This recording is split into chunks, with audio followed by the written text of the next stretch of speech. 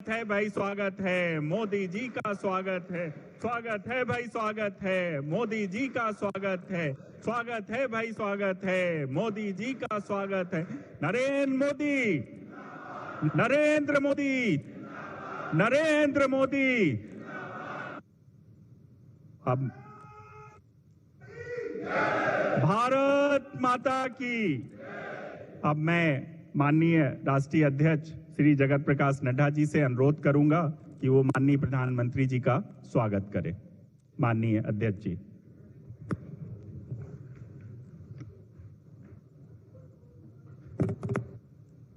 भारत के यशस्वी प्रधानमंत्री सम्माननीय श्री नरेंद्र मोदी जी, यहाँ मंच पर विराजमान हमारे दमन दीव और दादरा नगर हवेली के हमारे अध्यक्ष दीपेश चंदेल जी, यहाँ के लोकप्रिय सांसद लालू भाई पटेल जी, कैलाश जी और इस क्षेत्रीय पंचायती राज परिषद में आए हुए हमारे विभिन्न प्रांतों से, मध्य भारत, पश्चिम भारत से आए हुए हमारे जिला परिषद के अध्यक्ष और उपाध्यक्ष, ये हम सबका परम सौभाग्य है कि आज तृतीय क्षेत्रीय पंचायती राज परिषद में हम सबको आदरणीय प्रधानमंत्री मोदी जी का मार्गदर्शन मिल रहा है।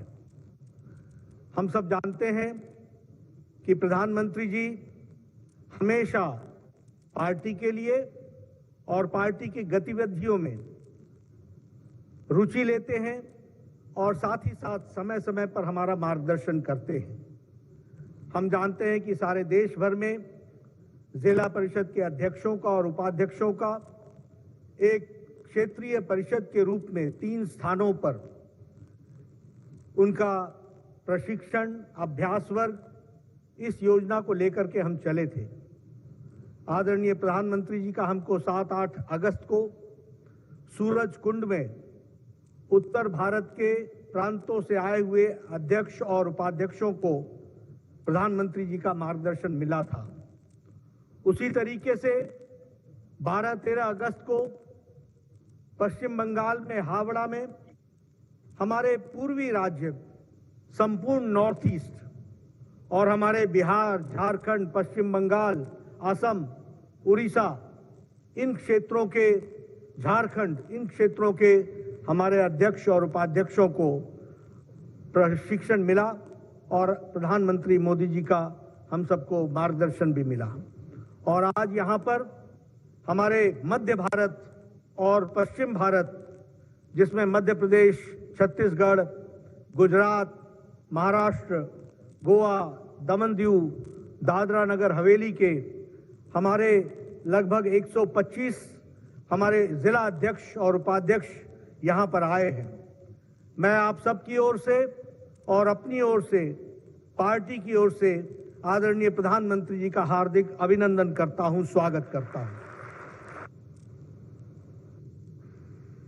प्रधानमंत्री जी, जो हम लोगों को यहाँ पर इस जिला परिषद के अभ्यास वर्ग में देखने को मिला, आपकी जो प्रेरणा है, आपका जो मार्गदर्शन है और उसके बाद जिस तरीके से 2 दिन सहवास, साथ रहने का सौभाग्य और पार्टी और जिला परिषद में काम करने की बारीकियों को जानने का जो मौका मिला है, उससे पार्टी के कार्यकर्ताओं में, अध्यक्ष और उपाध्यक्ष में एक स्फूर्ति, एक नई ऊर्जा, एक नई ताकत हम सबको देखने को मिली है।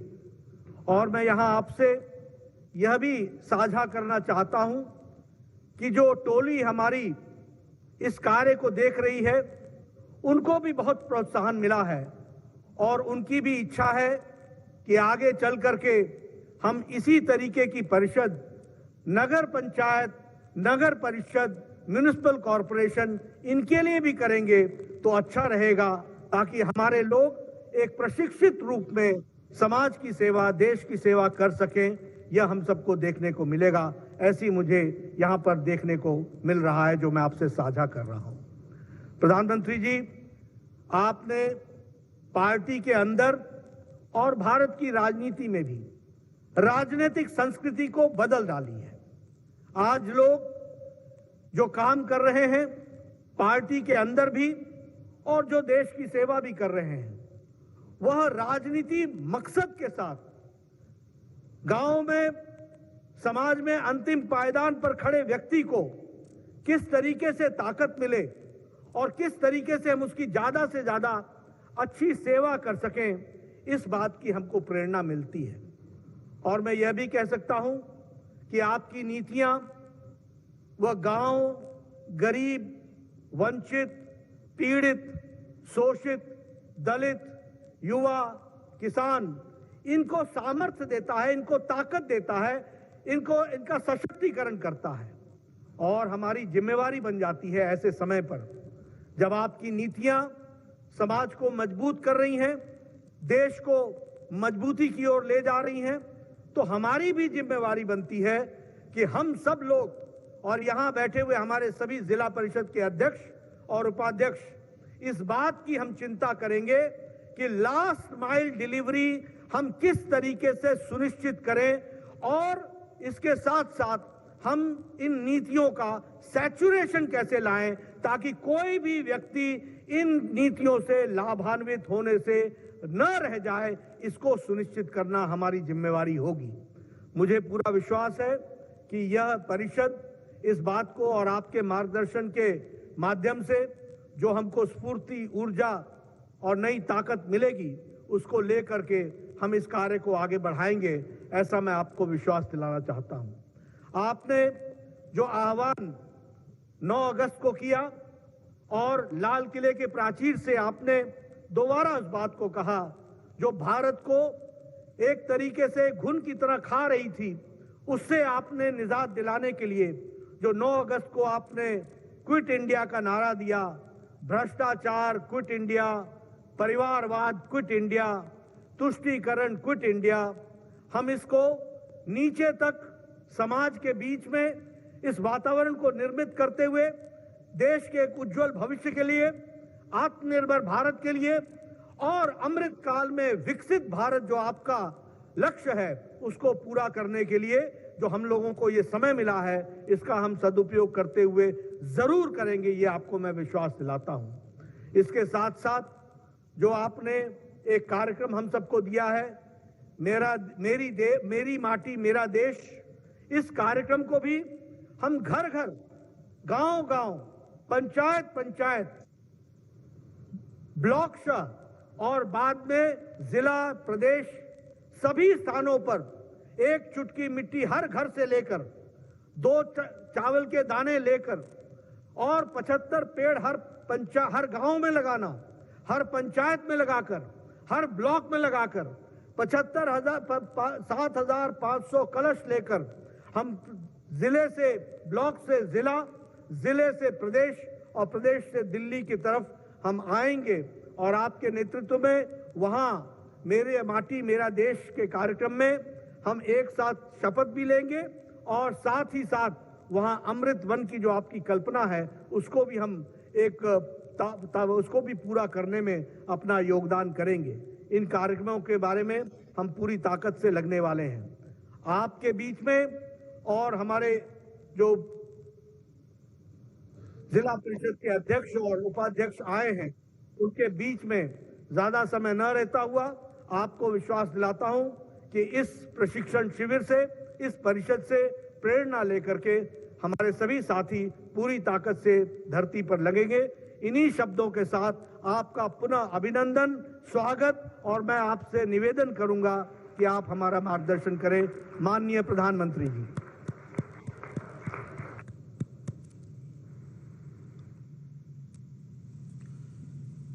भारतीय जनता पार्टी के राष्ट्रीय अध्यक्ष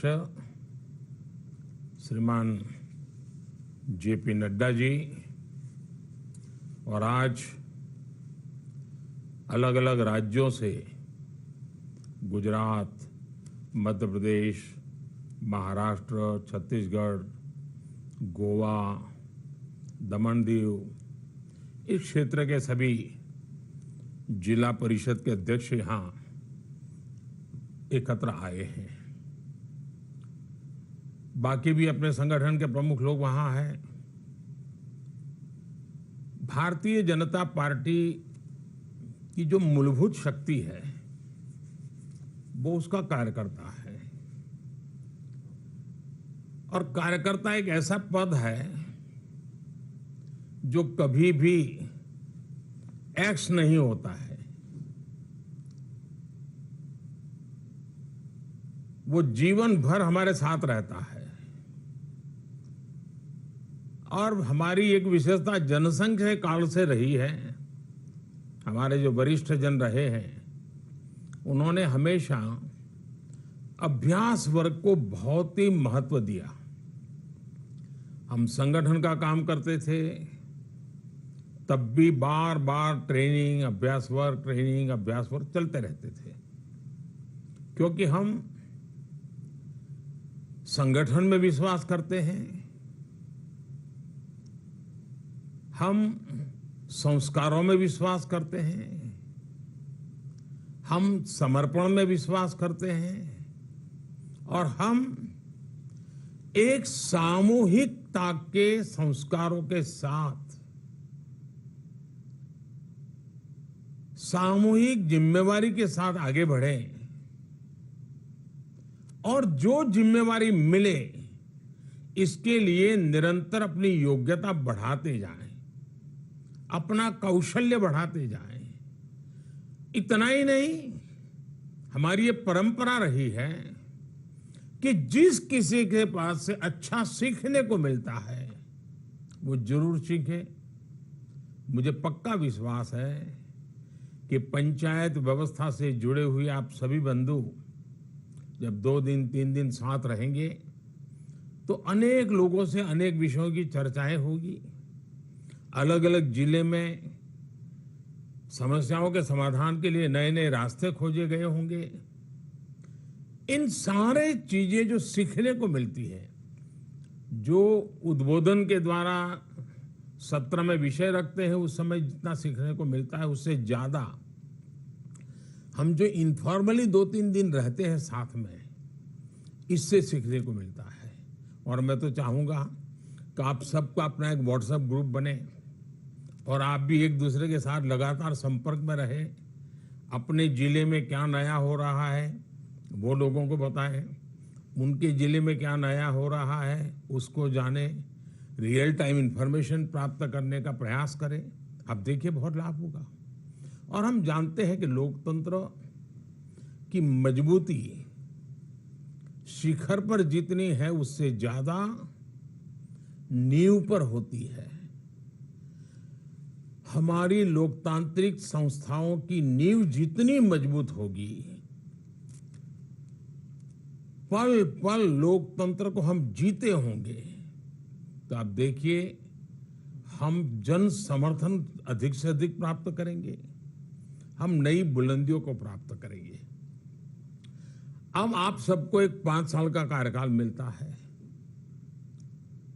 अब जब 5 साल का कार्यकाल मिलता है तो क्या कभी आपने सोचा है बैठ करके अपने साथियों के साथ, अपने जिले के जो गणमान्य लोग हैं उनके साथ, या अपने सरकार के दफ्तर में जो बड़े अधिकारी होते हैं उनके साथ बैठ करके कि भाई ये 5 साल में ऐसी कुछ चीजें हम तय करें जो हम जिले में परिपूर्ण करके रहेंगे।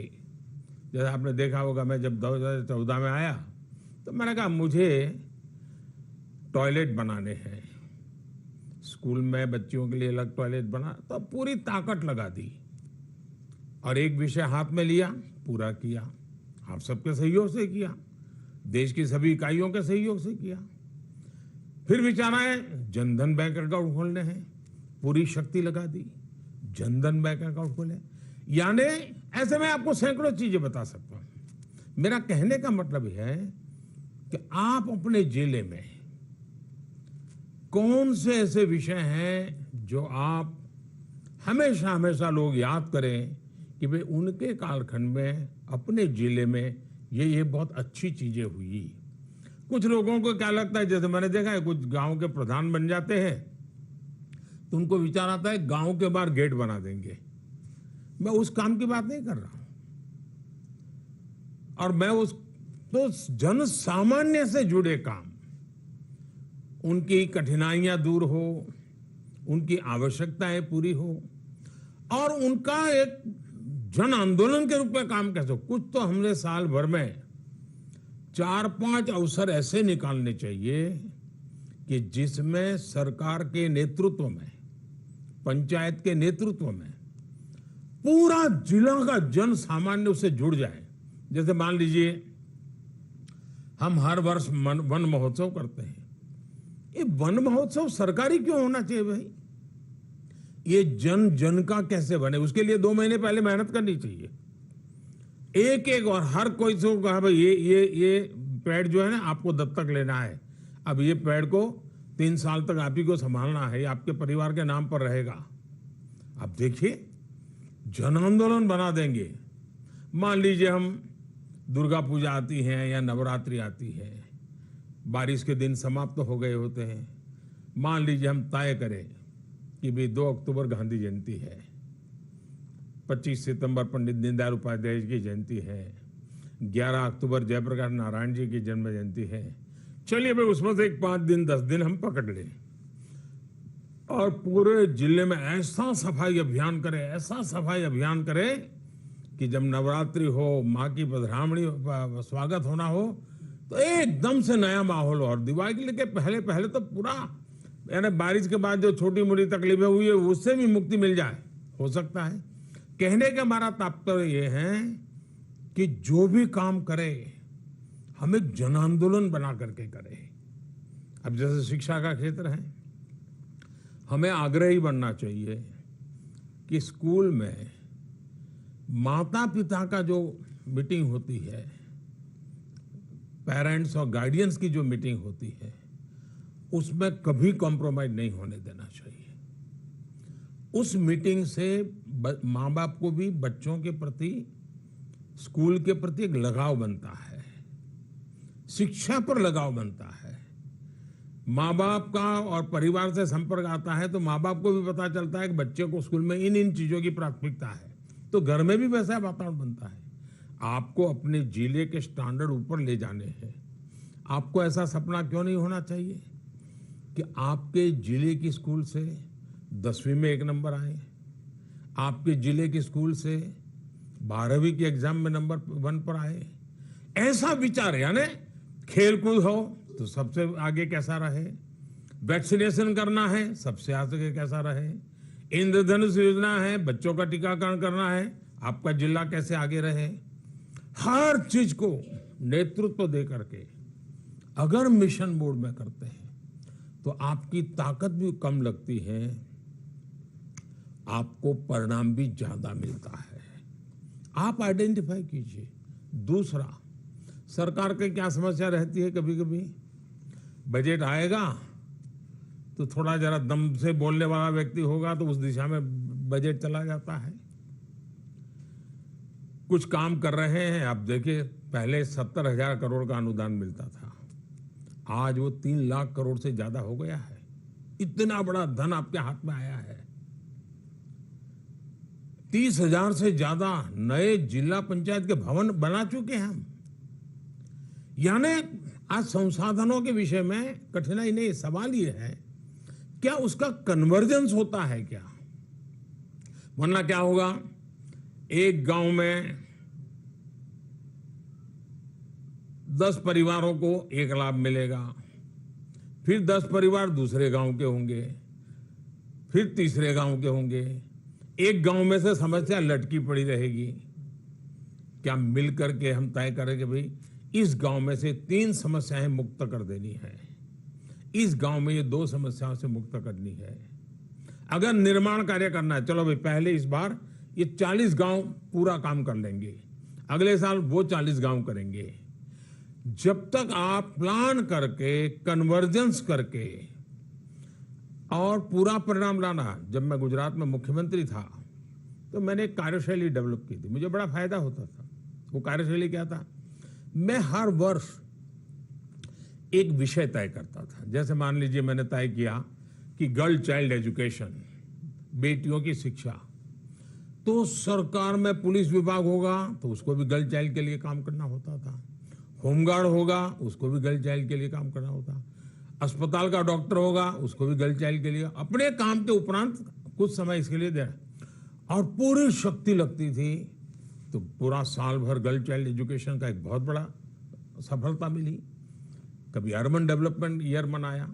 क्या आप अपने जिला की इकाई छोटी होती है, साल में 3 विषय ऐसे तय करें आप, और हर विषय के लिए 4 महीने दें कि भाई ये 4 महीने डिपार्टमेंट के सब काम तो करेंगे ही, लेकिन एक काम ये करेंगे, वो सब मिलकर के करेंगे।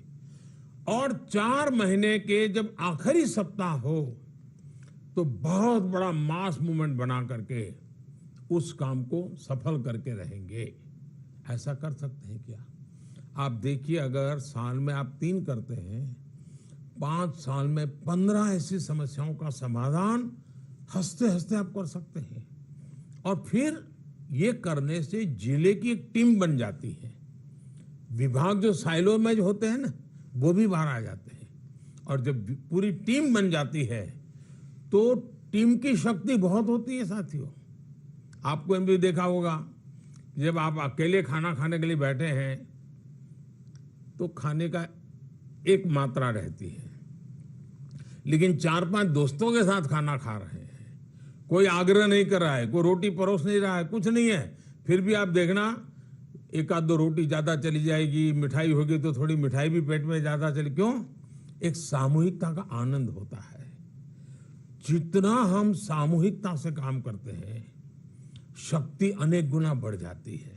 और इसलिए मेरा आग्रह है कि आप उस दिशा में सोचिए। दूसरी बात है, आखिरकार हम संगठन से आए हुए लोग हैं। हमारे संगठन की अपनी एक ताकत है।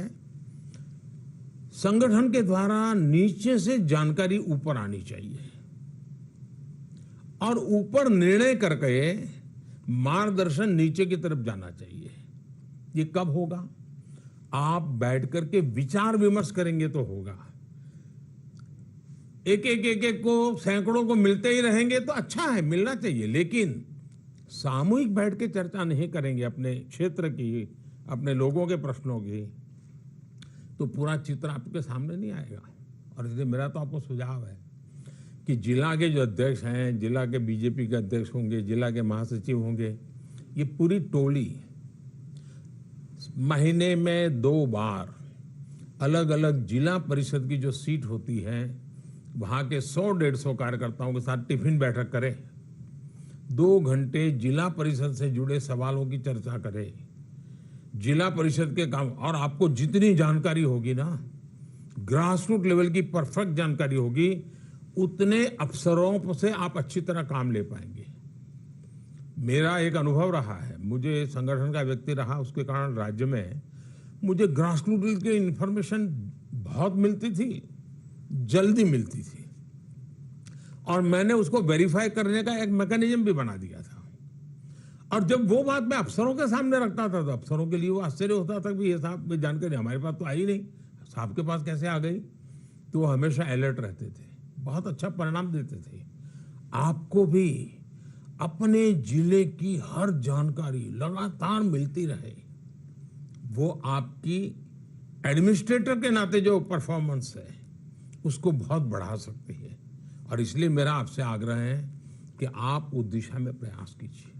कुछ चीजें ऐसी हैं जो भारत सरकार ने तय की हैं, उसको हम कैसे इंप्लीमेंट करें। अब जैसे हर जिले में कम से कम 75 अमृत सरोवर बनाने हैं। क्या जैसे चाहिए वैसे अमृत सरोवर बने हैं क्या? गांव के लोग गर्व करें, हाँ ये शानदार काम हो गया। दूसरे गांव को भी लगे यार 75 बने हैं, हमारे जिले में तो 700 गांव है, 700 गांवों में भी तालाब बनना चाहिए, चलो हम हमारे गांव में बनाते हैं। कितने गांव वालों को प्रेरणा मिली हमारे अमृत तालाब देख करके, अमृत सरोवर देख करके। आजादी के अमृत महोत्सव की सबसे बड़ी भेंट सौगात। और आप अपने कार्यकाल में हर गांव में अगर एक बहुत शानदार और पानी भरे और काफी गहरा हो ऐसा एक तालाब भी बना देते हैं ना, तो आपको लंबे अरसे तक, आज भी देखिए कई जगह पे हम लाखा वणजारा का नाम सुनते हैं, पता नहीं वो किस समय हुआ, उसका कार्यकाल काल था, उसका गांव कौन था, कोई पता नहीं, लेकिन लाखा वणजारा ने तालाब बनाया था, लाखा वणजारा ने काम किया था, आज भी लोग याद करते हैं। क्या आपको नहीं लगता है कि जन सामान्य की भलाई के लिए ऐसा कुछ काम करें? हमेशा लोग, अरे भाई जब वो जिला पंचायत में वो सज्जन थे ना, तब देखिए हमारे गांव में तालाब बना, हमारे गांव की इतनी समस्याओं का समाधान हो गया। हो सकता है। अब मनरेगा का पैसा आप तय कीजिए कि मनरेगा का पैसा कुछ न कुछ निर्माण कार्य के लिए लगना चाहिए, चाहे वो तालाब के लिए हो, चाहे गांव की सड़क बन रही है तो उसका अर्थवर्क करने के लिए हो, चाहे पौधा लगाने का काम हो, वृक्षारोपण का काम हो, चाहे स्वच्छता का काम हो। मनरेगा सिर्फ गड्ढे खोदो, पैसे जाएं, जिसको रोजगार की जरूरत है रोजगार तो देना, ये हमारी प्राथमिकता है, लेकिन वो पैसों से कुछ न कुछ निर्माण कार्य होना चाहिए। आप ये काम तय करा सकते हैं, हमारे इस गांव में अब मनरेगा से 6 महीने में 2 काम पूरे करने हैं, मनरेगा का काम वहीं चलेगा, पैसा भारत सरकार देती है, निर्माण कार्य आपके गांव में हो जाएगा, आपके जिले में हो जाएगा। यानी आप धन का, समय का, शक्ति का, संसाधन का इतना बढ़िया उपयोग कर सकते। अब हमें मालूम है गुजरात जैसे राज्य में तो आमतौर पर जनवरी आते आते तालाब सूख जाते हैं, क्योंकि हमारे यहाँ पानी की दिक्कत है। तो क्या हम मनरेगा को जनवरी, फरवरी, मार्च, अप्रैल, मई में जब भी पानी सूख जाए, उन तालाबों को फिर से गहरे करना, मिट्टी निकालना, और ज्यादा पानी आए उसके लिए जितने जितने रास्ते उसकी सफाई करना, ये काम कर सकते हैं। अब गुजरात में नर्मदा का कैनाल का काम हुआ है, महाराष्ट्र में भी जल संचय का काम देवेंद्र फडणवीस जी के समय से बहुत अच्छा चला है, मध्य प्रदेश में भी उस दिशा में काम हुआ है। इन सारे कामों को लेकर के क्या हम अभी से, कि हम पानी, कैनाल तो बनी, लेकिन अगर उसमें मिट्टी भर गई, कूड़ा कचरा भर गया तो पानी आगे जाता ही नहीं है। हम आखिरी बिंदु तक पानी पहुंचे, मनरेगा की मेहनत से उन कैनालों की सफाई करवा देंगे, दिवाली के बाद बहुत बड़ी मात्रा में वो काम करेंगे। यानी हम तय करें कि मेरे जिले के अंदर मुझे जो काम करने हैं, शिक्षा है, स्वास्थ्य है, ऐसे महत्वपूर्ण काम पूरी ताकत से करें। अब आप में से कई जिले होंगे जो एस्पिरेशनल डिस्ट्रिक्ट होंगे। अनुभव ये देखा है कि आकांक्षी जिले, उसमें एक नई ऊर्जा आई है। अफसरों को भी लगता है कि आकांक्षी जिलों को मुझे समर्थ जिलों में परिवर्तित करना है। हर मिनट कंपटीशन चलता ही है, देश के 100-125 जिलों के बीच में लगातार कंपटीशन चलती है, और हर कोई आगे आने की कोशिश करता है, उसके कारण सुधार भी हो रहा है। मैंने देखा जहां पर हॉस्पिटल डिलीवरी, यानी हमारी प्रसूता माताएं ज्यादातर डिलीवरी घर में ही करती थी और दायन से करवा लेती थी, कभी बच्चा मर जाता था, कभी मां मर जाती थी। अब एस्पिरेशनल डिस्ट्रिक्ट के अंदर मुड़वा ने भी इंस्टीट्यूशनल डिलीवरी करेंगे, माताओं की मृत्यु नहीं होने देंगे, बच्चियों की मृत्यु नहीं होने देंगे, सुधार दिखने लगा है। हम टीबी मुक्त भारत का काम उठाया है। आपके जिले में एक भी टीबी का पेशेंट ऐसा ना हो जिसकी सरकार को जानकारी ना हो, एक भी टीबी का पेशेंट ऐसा ना हो कि भारत सरकार जो किट पहुंचाती है वो किट उसको ना पहुंची हो। सिर्फ भाजपा के कार्यकर्ता, हमारे चुने हुए लोग, वो एक एक टीबी पेशेंट का जिम्मा ले ले और हफ्ते उसको फोन करे, कैसे हो भाई, तबीयत कैसी हो, दवाई लेते हो कि नहीं लेते हो, फलानी चीज खाने के लिए दी है वो खाते हो कि नहीं खाते हो, इतना आराम करते हो नहीं करते हो, कुछ फर्क नजर, उसको भी लगेगा अरे ये मेरी तबीयत की चिंता करती है, चलो मैं भी करूंगा। मेरा कहने का तात्पर्य ये है कि हम इन जब ऐसे अभ्यास वर्गों में आए हैं, तब प्रशासन से जुड़ी हुई बहुत सी बातें आपको यहां बताई जाएगी। अच्छे अच्छे लोग अच्छे अच्छे विषय रखने वाले हैं। मैं ज्यादातर उस दिशा में नहीं गया। मैं आपसे यही कहना चाहता हूं कि आपका भी विकास होना चाहिए, आपके क्षेत्र का भी विकास होना चाहिए। आप इजीली अवेलेबल होने चाहिए, सहजता से लोगों के बीच में होने चाहिए। हम जितना जमीन से की तरफ जाएंगे उतना जमीन से जुड़ेंगे, जितना जमीन से जुड़ेंगे उतनी हमारी ताकत और ज्यादा मजबूत होगी। और इसलिए मैं आपसे आग्रह करता हूं, आपको मालूम है कल ही मैंने जब 15 अगस्त को लाल किले से एक बात कही थी, पीएम विश्वकर्मा योजना। अब हमारे यहां मालूम है कि हमारी जो समाज व्यवस्था रही है पुरानी, उसमें कुछ कमी आई है, बुराई आई है, वो तो एक अलग चर्चा का विषय है। लेकिन समाज को बनाने और चलाने में कुछ व्यवस्थाएं बहुत काम कर रही है। आपने देखा होगा हर गांव में सोनार होगा, हर गांव में लोहार होगा, हर गांव में कुम्हार होगा, हर गांव में नाई होगा। यानी कुछ ऐसे काम हैं जिसको करने वाले लोग हर गांव में मिलेंगे। क्यों? उस गांव की इन जरूरतों को पूरा करना वो परंपरागत रूप से करता, अपने माँ बाप से सीख के करते हैं। और आर्थिक स्थिति अच्छी हो बुरी हो, लेकिन अपने इस काम को एक समाज धर्म के रूप में करते हैं। और आपने देखा होगा ये जो समाज है जिसमें क्राइम लेवल न के बराबर होता है, कोई क्रिमिनल एक्टिविटी वाले समाज नहीं होते हैं, हर एक के साथ मिलजुल करके प्यार से रहने वाले लोग हैं। अगर सोनार होगा तो गांव का नगर सेठ भी उसके पास काम कराता होगा, और गांव के गरीब की बच्ची की शादी होने वाली है तो वो भी उसके घर आता है। यानी ये ऐसे लोग हैं, हमने सोचा है कि उनको एक नई ताकत दें। 13-15 हजार करोड़ रुपए का एक बजट बनाया, अभी ये प्रारंभिक बजट है। उनको कुछ आर्थिक मदद करें, उनको आधुनिक नए नए मशीन दें, टूल दें, उनका स्किल डेवलपमेंट करें, और वे बहुत तेजी से आगे बढ़े और शक्तिशाली बने।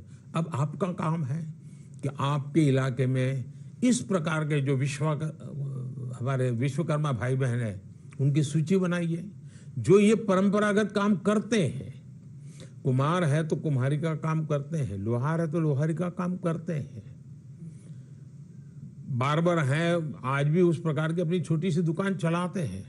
अब सूची बनाइए पूरी, नाम पते समेत, और हम उनको कैसे आर्थिक मदद कर सके। तो 17 सितंबर को उन सबको एक बड़ा समारोह करके उसको पैसे देने की शुरुआत करने वाले हैं और इस योजना को आगे बढ़ाने वाले हैं। और देश में ऐसे 25-30 लाख परिवार, उनको एक नई मजबूती देनी है। अब ये फायदा आप उठा सकते हैं, आप उन सबको लोगों को मिल सकते हैं। देखिए भाई ऐसी योजना आ रही है, अभी आपके पास करीब 15-20 दिन बचे हैं मेहनत करने के लिए, आप कर सकते हैं। कहने का तात्पर्य यह है कि हम उसी प्रकार से, अब देखिए ये सावन मास है, मेला चलते रहते हैं, अब दिवाली तक उत्सव ही उत्सव होते हैं। उन उत्सवों का उपयोग समाज को शिक्षित करने के लिए, समाज को जागृत करने के लिए हम कर सकते हैं क्या? हमने करना चाहिए, हमने कोशिश करनी चाहिए कि वहाँ होल्डिंग लगे, सबको उसका योजनाओं का पता चले। कुछ चीजें हैं जो कैर करने हैं तो उनको बताया जाए, भाई ये मत करो, ये मत करो, ये मत करो, ये भी बताई जाए। हम जितना ज्यादा कर सकते हैं हमने करना चाहिए। अभी मेरा आग्रह रहता है, सांसद खेलकूद स्पर्धा इस अक्टूबर महीने से लेकर के फरवरी महीने तक हम पूरे देश में हजारों नौजवानों को खेलकूद स्पर्धा में जोड़ना चाहते हैं, हजारों बेटियों को जोड़ना चाहते हैं। अब आप अपने यहाँ बढ़िया से बढ़िया खेलकूद स्पर्धा कैसे हो, एक एक बच्चा उस खेलकूद में भाग ले और आपके जिले में खेलकूद का कल्चर बने, ये नेतृत्व आप कर सकते हैं। दूसरा साथियों, देखिए जमाना ब्रांडिंग का है। जब तक हम अपने जिले का ब्रांडिंग नहीं करते हैं, जिले की पहचान नहीं बनाते हैं, तो कुछ आपको कमी महसूस होगी। किसी भी चीज के लिए आप बना सकते हैं। मान लीजिए आपके जिले में अमृत फल अच्छा होता है, गुजराती में जिसको जामफल कहते हैं। मुझे याद है गुजरात के अंदर जब भी अमृत फल या जामफल की बात आती थी तो बोले धोलका का है, तो किसी को भी कहा हाँ भाई धोलका का खाएं, क्यों? तो उसकी एक पहचान बनी थी। बाद में धोलका के किसानों ने गुलाब की खेती पर मुड़ गए तो उस पूरे इलाके की पहचान हो गई, भाई गुलाब कहाँ के, तो उस इलाके के। हर एक ऐसे एक पहचान होती है। या तो कोई खिलौनों के, अब जैसे ईडर, तो ईडर की पहचान होती थी, खिलौने के लिए किसी भी जमाने में लकड़ी के खिलौने के लिए पहचान होती थी। हम उसको सुरेंद्रनगर, हमारे बुनकर भाई बहुत रहते हैं, वहाँ के कॉटन की पहचान होती थी, वहाँ के कपड़ों की पहचान होती थी। यानी हम अपने जिले में ऐसी कौन सी सचमुच में बड़ी ताकतवर व्यवस्था है और सहज है, अब उसको कैसे आधुनिक बनाएं, उसकी क्वालिटी कैसे सुधरे, उसका पैकेजिंग कैसे अच्छा बने, वो आपके जिले के बाहर वो कैसे पॉपुलर हो, आपका जिला उस बात से कैसे, चाहे वो एग्रो प्रोडक्ट हो सकता है, चाहे वो मैन्युफैक्चर का काम हो सकता है, चाहे वो हस्तकला का काम हो सकता है कोई एजुकेशन इंस्टीट्यूट अच्छी हो। पूरे राज्य में भाई फलानी शिक्षा, तो वहाँ मुझे याद है मैं जब छोटा था तो मेरे गांव के बाहर अंबाजी जाते रास्ते में सतलासना गांव आता है, तो वहाँ सतलासना के एक टीचर थे, वो बहुत ही अच्छा पढ़ाते थे। और स्थिति ये बनी, हम जैसे गांवों के अलग अलग गांव के लोग सतलासना जाते थे उस जमाने में, और वो कोचिंग क्लास चलाते थे। आज जो कोचिंग क्लास का हम सुनते ना, मैंने उस समय में सतलासना जैसे छोटे गांव में देखा था। और सतलासना की पहचान ये बन गई थी कि यहाँ पर अच्छी शिक्षा बच्चों को देनी है तो भाई यहाँ आकर के छोड़ जाओ, और लोग जाते थे। भाई ये 50 साल पहले की बात कर रहा हूं, लेकिन मेरा कहने का तात्पर्य है, आप कुछ जैसे कोई तीर्थ क्षेत्र होता है, अब तीर्थ क्षेत्र के कारण उस जिले की पहचान, अब आज भी उज्जैन को कोई महाकाल से ही जानेगा, तो उसकी पहचान अपने आप में बहुत बड़ी ताकत बन जाती है। मैं समझता हूं कि आप हर एक को प्रयास करके सबको साथ लेकर के चर्चा करके तय करोगे, आपके जिले की एक चीज जिसकी आन बान शान चारों तरफ फैले, वैसी कौन सी ताकत है ढूंढो। ऐसे ही सब चलता है, चलने मत दो। आप देखिए बहुत बड़ा फायदा होगा। क्या आपका मन न करे कि आपके जिले की चीजें दुनिया के बाजार में बिके, एक्सपोर्ट हो? इच्छा होनी चाहिए आपके मन में। क्या आपके मन में इच्छा नहीं होनी चाहिए कि जीएसटी कलेक्शन आपका जिला राज्य में पहला नंबर आना चाहिए? आपके मन में नहीं होना चाहिए कि शिक्षा हो, खेलकूद हो, हेल्थ के पैरामीटर, मेरा जिला हर चीज में आगे रहेगा, मैं सरकारी मशीनरी का पूरा शक्ति काम में रहूं? और एक बात देख लीजिए, अच्छी सरकार चलाने के लिए, जिले की भी सरकार अच्छी चलानी है तो आपको रेगुलरली पूछताछ करनी चाहिए और आंकड़ों में पूछना चाहिए, जनरल नहीं। कार्यक्रम बहुत अच्छा हुआ, लोग बहुत संख्या में आए थे, बातचीत बहुत नहीं। बताइए भाई, आपने 10 नंबर कहा था, कितना पहुंचा, क्यों 2 पहुंचे, अच्छा 8 कैसे पहुंचे, एग्जैक्टली पर जितना जाएंगे आप देखिए जिले के काम को बहुत गति दे सकते हैं आप। तो साथियों, ये पूरे देश भर के जिला के क्षेत्र के हमारे कार्यकर्ता हैं, वे इन दोनों अभ्यासवर, और मैंने तो, मुझे नड्डा जी बता रहे थे कि हजारों की तादाद में जो एक एक हमारा पंच, सरपंच और जिला का मेंबर चुना है, तहसील का, उनके भी अभ्यासवर चल रहा है। ये सब हम क्यों करते हैं? ये चुनाव जीतने का काम है ही है। ये सब इसलिए करते हैं कि हमारा देश 2047 में विकसित भारत बने। विकसित भारत बनने के लिए हर गांव में विकसित गांव बनाने की जोत जलानी है, हर तहसील में विकसित तहसील बनाने की जोत जलानी है, हर जिले को विकसित जिला बनाने की जोत जलानी है। और ऐसी लाखों जोत एक ऐसा प्रकाश पुंज बन जाएगी, अपना देश 2047 में विकसित भारत बन के रहेगा दोस्तों। और इसके लिए हमने मेहनत करनी है, हमारी अपनी शक्ति भी बढ़ानी है, अपना व्यक्तिगत विकास भी करना है, क्षेत्र का भी विकास करना है। और दूसरा, हम जानते हैं हम लोग संग्राहक है, हमें संग्रह करना है, जितने ज्यादा लोग हमारे साथ जुड़े, जोड़ना है। जितनी नई नई विधाएं जुड़े हमें जोड़नी है। हम एक अच्छे लोक संग्राहक बन करके अपने क्षेत्र का विस्तार बहुत बड़ा कर सकते हैं। और हम तो सबका साथ सबका विकास की बात करते हैं ना, वो नारा नहीं है, हर पल उसको जीना है साथियों, सबको साथ लेना है। और आप देखिए जब सबको साथ लेते हैं ना तो विकास की गति भी बहुत बढ़ जाती है। तो मित्रों, मुझे बहुत अच्छा लगा आप सबसे बात करने का मौका मिला। आने वाले कार्यक्रमों को भी आप सफल करेंगे और जिन सपनों को लेकर के हम आगे बढ़ रहे हैं उन सपनों को आप परिपूर्ण करेंगे। मेरी आपको बहुत बहुत शुभकामनाएं हैं। बहुत बहुत धन्यवाद।